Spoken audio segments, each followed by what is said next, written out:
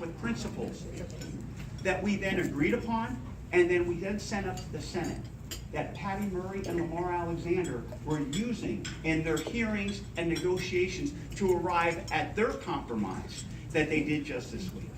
But what you have to realize, and as we're seeing, and I know you know this, but when it comes to the ACA, it is very, very partisan, okay? It is very partisan. And I wasn't there for the vote in 2010, but I've talked to people who were there.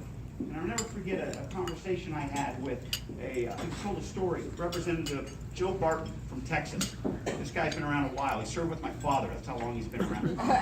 And we talked about, and he told a story of how the ACA was passed in his eyes.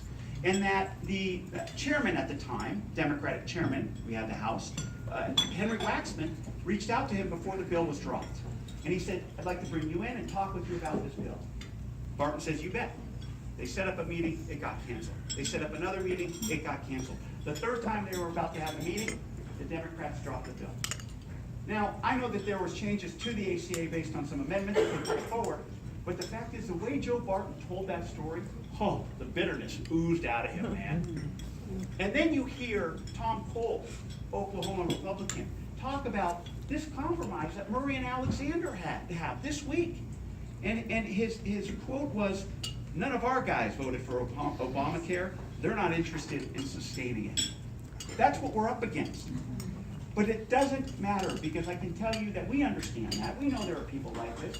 But I can tell you there are also people on the problem solvers, Democrats and Republicans, that are trying to get things done, that are trying to build things. And we're also trying to do that with something that's very important in this area, and that's saving and protecting our dreamers. Okay? Central Coast has over 20,000 dreamers. If Hartnell College was a state, it'd be ranked number 39. Nearly 900 dreamers at Hartnell College, who I met with 2 days ago, and then back in September as well. We get it here. As a grandson of Italian immigrants, as people who've grown up on the Central Coast, who understand how important immigrants are to our communities, to our economy, and I believe to our culture, we get it. It's a no-brainer for us.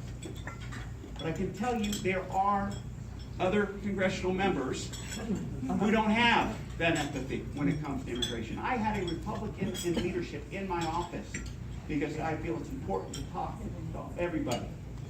And he was sitting in my couch and he said, Jimmy, why should we give dreamers citizenship? I can't vote for that. They'd just be cutting in line. And so I go into my story about telling them about the dreamers we have here on the Central Coast and how I believe, based on what they've done, that they want doing everything not just to stay here, but to contribute here. And that they are American in every way except but on paper. And then his response was, Jimmy, in my district, I don't even have to touch this issue. And I'm politically safe. That's what we're dealing with. Okay? That's what we're dealing with. But I do believe, once again, you've got to find the right people.